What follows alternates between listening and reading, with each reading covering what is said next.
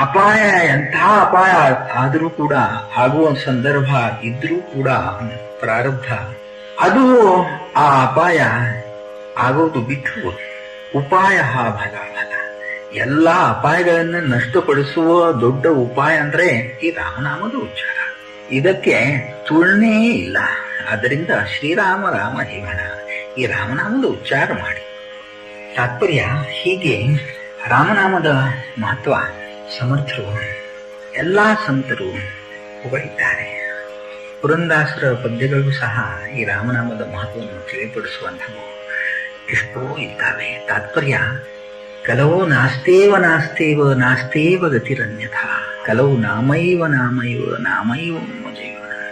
ಕಲಿಯುಗದಲ್ಲಿ ಬಾಕಿ ಯಾವುದೋ ಮಾಡ್ತಕ್ಕವರು ಮಾಡಲಿ, ಸಾಮರ್ಥ್ಯ ಇದ್ದವರು ಮಾಡಬಹುದು ಅಂತೆ. ಅಂದ್ರೆ ಸರ್ವಸಾಮಾನ್ಯ ಜನರಿಗೆ ಮಾತ್ರ ಈ ರಾಮನಾಮ ಹಿಡಿಸ್ತದೆ. ರಾಮನಾಮಕ್ಕೆ ಯಾವ ತೊಂದರೆ ತೊಡಕಿಲ್ಲ. ಕಾಲ, ದೇಶ, ಮಡಿ, ಮೈಲಿಗೆ, ಜಾತಿ ಯಾವುದೂ ಇಲ್ಲ. ಯಾವತ್ತೂ ಮಾಡಬಹುದು. ಆಪದಾಂ ಅಪಹರ್ತಾರಂ ದಾತಾರಂ ಸರ್ವಸಂಪದ.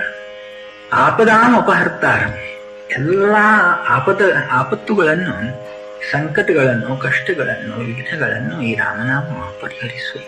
ಪ್ರಣವ ಸರ್ವ ದೋಷ, ಪ್ರಣವ ಎಲ್ಲ ದೋಷಗಳನ್ನು ಹೋಗಲಾಡಿಸುವುದು ಎಂದು ಹೇಳಿದೆಲ್ಲ. ಪ್ರಣವ ಸರ್ವ ವಿಘ್ನ, ಪ್ರಣವ ಎಲ್ಲ ವಿಘ್ನಗಳನ್ನು ಹೋಗಲಾಡಿಸುವುದು. ಪ್ರಣವದಿಂದ ಮೋಕ್ಷವಾಗುವುದು ಹಿಂಗೆ ಹೇಳಿದ್ದು ಎಷ್ಟೋ ಕಡೆಗಿದೆ. ಆ ಪ್ರಣವ ರೂಪವೇ ರಾಮನಾಮದಿಂದ ರಾಮನಾಮದ ರೂಪದಿಂದ ಅವತಾರಗಳಾಯಿತು. ಯಾಕೆಂದ್ರೆ ಪ್ರಣವದ ಅಧಿಕಾರ ಎಲ್ಲರಿಗೂ ಇಲ್ಲ.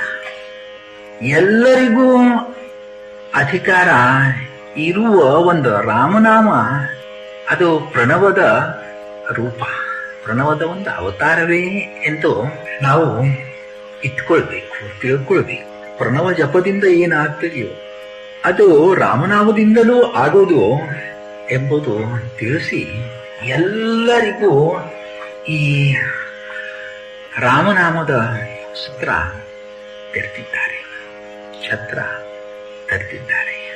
ಹೀಗೆ ನಾಮದಿಂದ ಎಲ್ಲ ಬಾಧೆ, ವಿಷಬಾಧೆ ಒಂದೇ ಅಲ್ಲ, ವಿಷಬಾಧೆಯೂ ಹೋಗೋದು, ಭವಬಾಧೆಯೂ ನಷ್ಟವಾಗುವುದು.